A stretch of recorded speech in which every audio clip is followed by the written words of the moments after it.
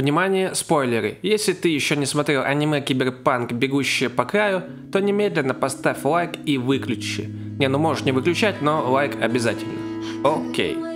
Его тело напичкано имплантами. Он лидер банды, и у него есть любимая девушка. Но имплантов слишком много, и скоро они приведут к киберпсихозу. Парень потеряет всех близких друзей, но он не может потерять еще и ее. Она – это последнее, что он хочет спасти. Он знает, что ему уже не вернуться, и это Suicide Mission. Но и терять уже по сути нечего. А времени осталось совсем мало. Главный герой ставит на карту все и умирает. Грустно вышло. Ведь если бы он вовремя остановился, все могло бы быть по-другому. Давайте обсудим, из чего состоит это произведение искусства, которое по вайбу мне немного напоминает Arcane. Берите чего-то вкусного и все это запить. С вами Неми, и мы начинаем. Поехали!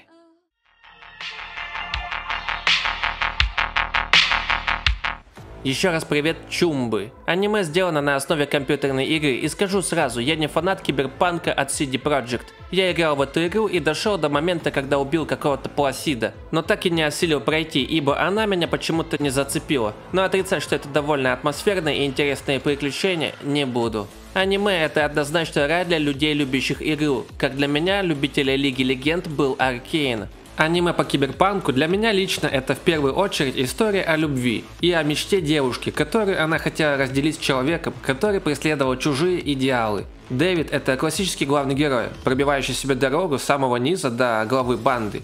А она — это загадочная девушка, в которую он влюбится по итогу.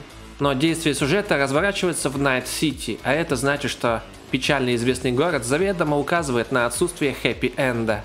Дэвид – подросток, которого мама отправила учиться в Академию Арасаки, чтобы в будущем он вырвал себе место в корпорации и стал одним из элит общества. Но Дэвиду не нравится учеба в Академии, а тем более его однокурсники. В нем живет дух бунтаря, который просится на свободу, но мама настаивает на обучении, и Дэвид исполняет мечту мамы. Не свою мечту, а чужую. У Дэвида есть знакомый Риппер, это чуваки, которые могут улучшить твое тело, добавив в него пару имплантов. А в мире Киберпанка 2077 все просто помешались на улучшениях своего тела. Дэвид тому не исключение, но таким он станет позже. А пока что к нему попадает довольно редкий имплант, который он захочет продать через Риппера, но цена будет слишком маленькой. По стечению обстоятельств машина, в которой Дэвид и его мама попадают под перекрестный огонь в разборках кибербандитов.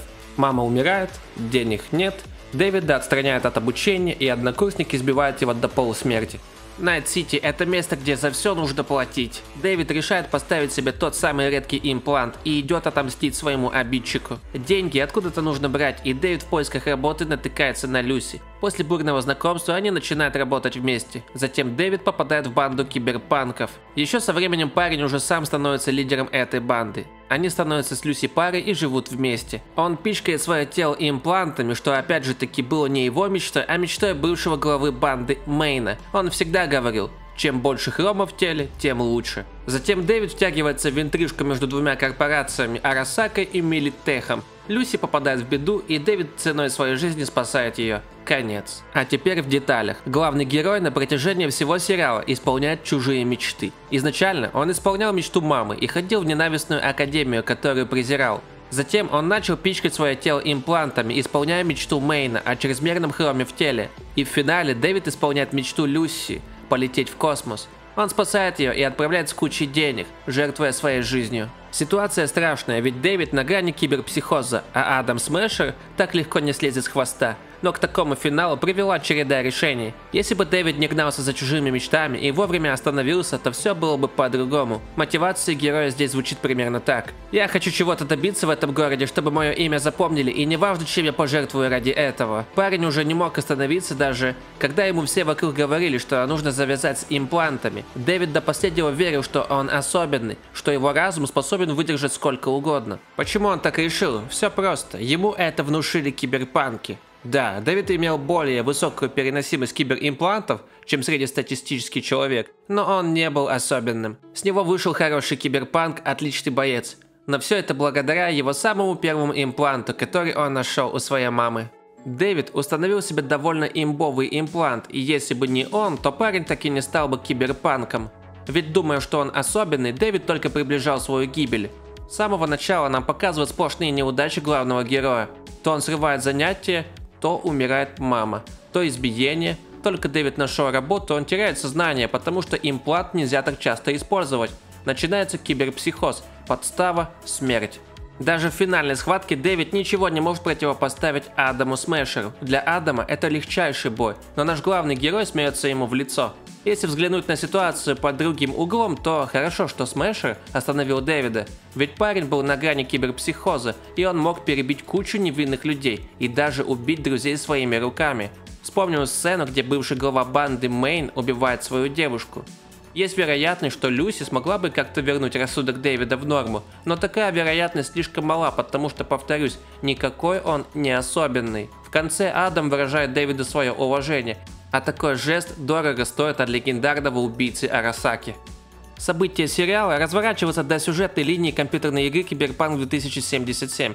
Поэтому в самой игре можно получить легендарную куртку Дэвида и выпить коктейль с его именем – Дэвид Мартинес. Можно сказать, главный герой аниме внес свое имя в легенды Найт-Сити, отыграв за Дитя улиц. Но Дэвид не самый яркий персонаж в этом творении. Приз зрительских симпатий заслуженно получает Ребекка. Эта малышка завоевала сердца фанатов. Маленькая, вредная, заботливая, боевая и милая. Ребекка на протяжении всего сериала становится как младшая сестра Дэвиду, но так думает только он. На самом деле она влюблена по уши. Даже зная, что ее возлюбленный любит другую, она никогда его не бросает и остается с ним до самого конца. Сцена, где Дэвид на грани киберпсихоза, смотря на Ребекку, видит свою маму и говорит, что он доберется до вершины башни Арасака. Ранит в самое сердце. Ребекка – это история персонажа, который отдал все ради любимого, так и не получив взаимности. Вообще в сериале есть самый большой минус – это слишком мало сцен с Ребеккой. Я поддерживаю всеобщий восторг по этой девочке. Она хороший заботливый друг, а также настоящая сестра. Ведь когда умер ее брат, она запилила себе такие же длинные руки, как у него. Это выражается еще и в языке тела, она будто неосознанно копирует движения своего брата. А момент ее гибели по стилю кадров очень похож на момент смерти брата. В конце сериала почти вся команда Дэвида умирает, и это довольно логично, ведь в Найт-Сити киберпанки именно так и заканчивают свою жизнь. Выживает только Люси и Фалька, что тоже логично, ведь Люси никогда не хотела быть киберпанком, а Фалька сам по себе и лишь изредка помогал Дэвиду в роли водителя. Любовная линия Люси и Дэвида имеет очень красивые сцены, к примеру, чего только стоит их первый поцелуй на фоне взлетающей ракеты. И эта ракета нам встречается на протяжении сериала много раз, как символ мечты главной героини. Многие зрители говорят, что в финале плакали.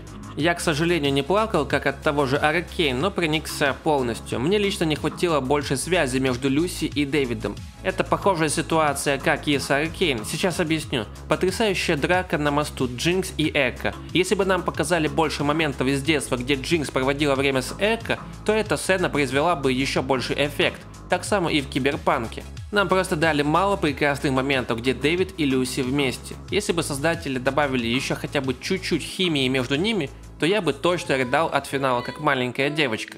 Отдельный разговор – это музыкальное сопровождение сериала. Мне понравился каждый трек, который звучал, от заглавной темы до промежуточных песен. И вот забавная штука. Я слышал отличный трек I Really Want to Stay in Your House еще до просмотра аниме. Он мне очень понравился, я добавил его себе в YouTube Music. Но после просмотра Киберпанка, каждый раз, когда я слышу эту песню, у меня будто наворачиваются слезы. Это эффект до и после. Сейчас этот трек слушается по-другому. Я прям чувствую всю грусть ситуации, которую он передает. Ведь это главная музыка темы любовных отношений Дэвида и Люси. Отношения, которые погубили чертовы корпорации. Отношения, которые погубил Дэвид. Вся музыка идеально подходит под стилистику киберпанка и каждую сцену в частности, поэтому мое почтение. Что касается рисовки, то здесь говорить особо не о чем. Классическая аниме-рисовка с томатным соком и кексом. Киберпанк не детское аниме, и это точно. Здесь есть много насилия и разврата. Уж сильно бросается в глаза обилие дрочащих мужиков в первой серии. И до чего же прекрасно обнаженная Люси.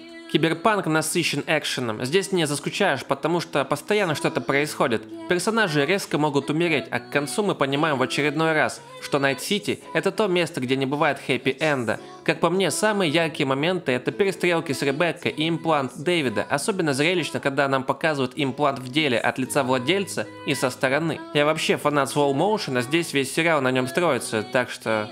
В чем главная трагедия киберпанка? Как я сказал в самом начале, для меня это аниме о любви. Вся печаль кроется в любовном треугольнике, где Дэвид любит Люси, а Ребекка любит Дэвида. Люси всегда мечтала полететь в космос. Как же атмосферно было, когда они вместе гуляли в брейкдансе.